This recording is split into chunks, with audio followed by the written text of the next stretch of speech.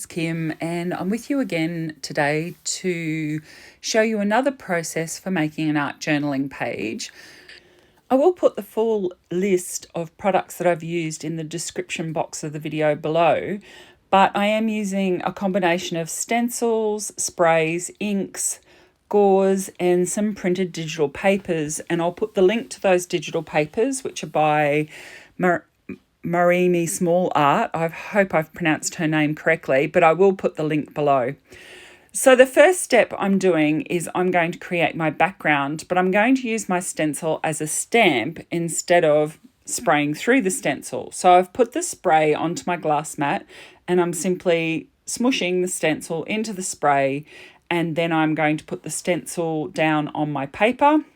A bit of paper towel over the top will mop up any extra that seeped onto the wrong side of the stencil. And then I'm going to use a pair of tweezers just to lift that stencil up. And you will see that I have quite a nice stamped impression of the stencil rather than spraying through the stencil.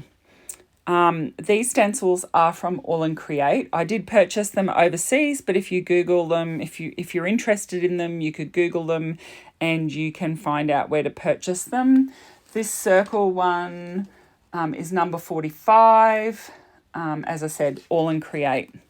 And now I wanted to extend that stamping a little bit further, so I just picked up ink on a small part of the stencil and then put it down on the background in that bottom right corner just to extend that circle pattern. I've just used a damp paintbrush. I've picked up some of that excess ink and just splattered it onto the background as well, because I like to use as much of the product that's on my mat before I just wipe it up.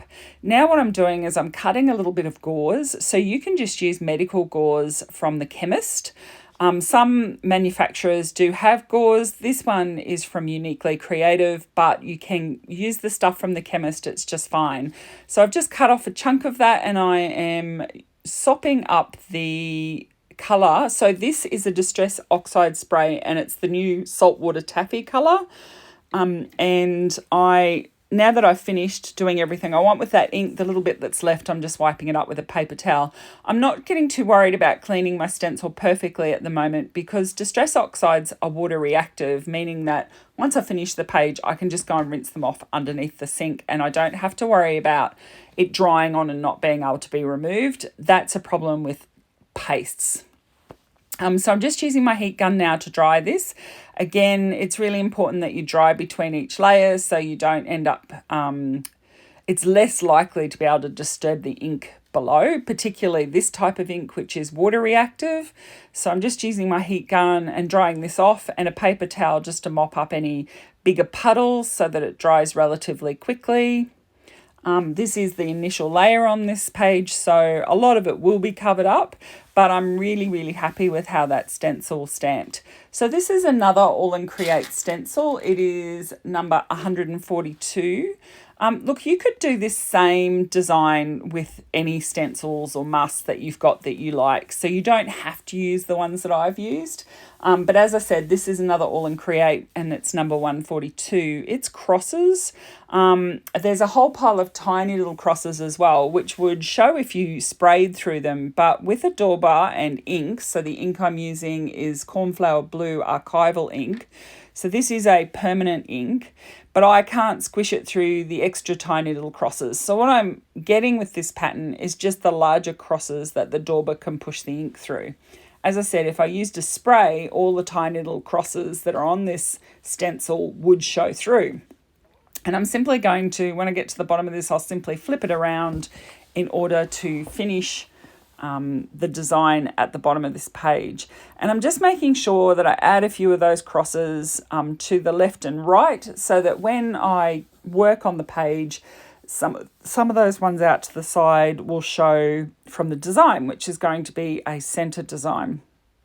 So I'm just going through and making sure I get all of that. Now, although this is permanent ink, if you give it a good scrub with a baby wipe, the ink will come off it. And that ink will dry permanently once it is dry. So if you have any concerns or you were putting in your next layer was intending to be a wet media, I would dry that with a heat gun to make sure it is dry. Now what I'm doing is punching some circles from this pattern paper This pattern paper is, let me find it, where have I put it? It is a Mintay paper from one of their pads, and it is the basic book for backgrounds Grunge. And I've punched some circles from that, and it's that blue and pink colour. And now I'm just ripping a piece of paper out of a book.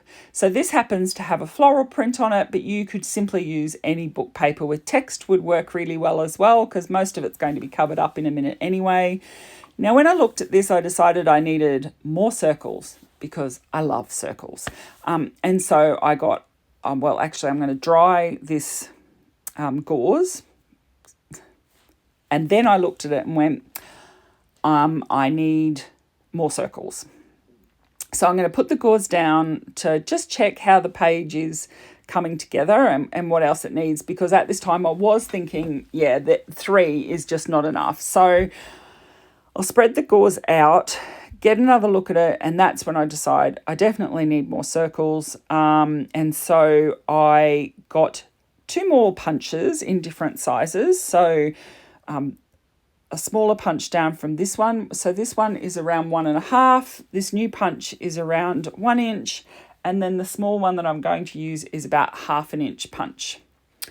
And so I'm just punching out 3 medium circles. Again, trying to pick bits of the paper that have got the blue and the pink on it.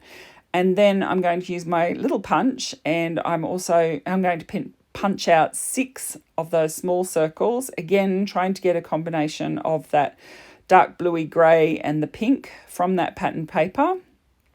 And I'm just going to randomly place them around the background. And I think with the addition of these 9 extra punched circles, that it's really pulled this page together, and I really like it. So now I'm just going to stick all these down. Because I'm not planning on putting like wet media over this again, I'm simply using a glue stick to stick these down.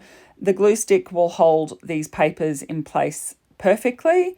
And yeah, I use glue sticks all the time in my mixed media and art journaling. And so I'm just putting some more of that. Like I use plenty of the glue stick, but it's just a standard glue stick from any stationery office supply store. So stick that down, then keep working around to put all of these last of these punched circles on. I've got one stuck to my finger there too. So just grab that off and stick it on. And then I am going to stick down my gauze. So I'm using a wet glue now. This is Art Glitter Glue. And you do need a strong wet adhesive when you're sticking down fabric. So this is that gauze that I coloured. And I really like that over the book paper. As I said, you could use any book paper. As you can see, most of it's covered up now, so you didn't really need to have images on it. It would look great with text.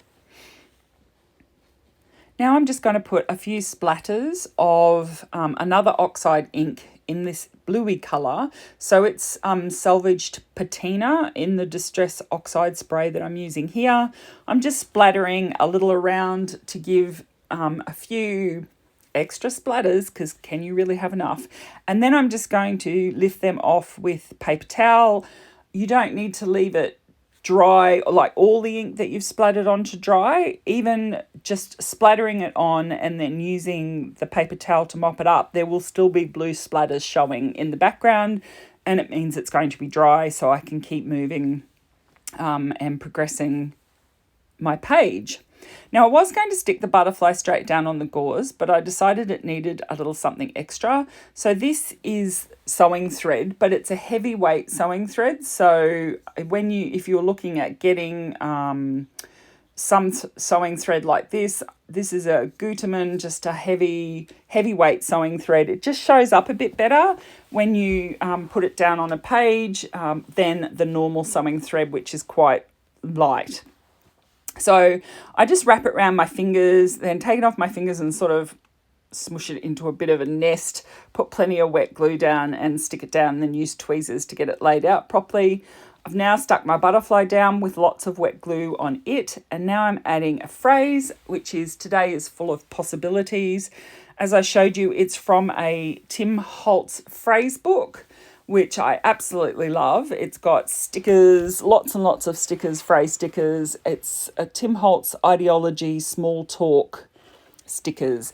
Now here's some close-ups of my page completed, and I'm really happy with it. I knew that I wanted to use the Saltwater Taffy and a blue colour to do this page, and also the stencils because they were new, so it's always good to use those new products straight away. And I absolutely love how this page turned out. Thanks very much for joining me. If you enjoyed this video, please press like, and I'd really appreciate if you subscribe to my channel. Thanks so much for joining me. I'll see you again soon. Bye.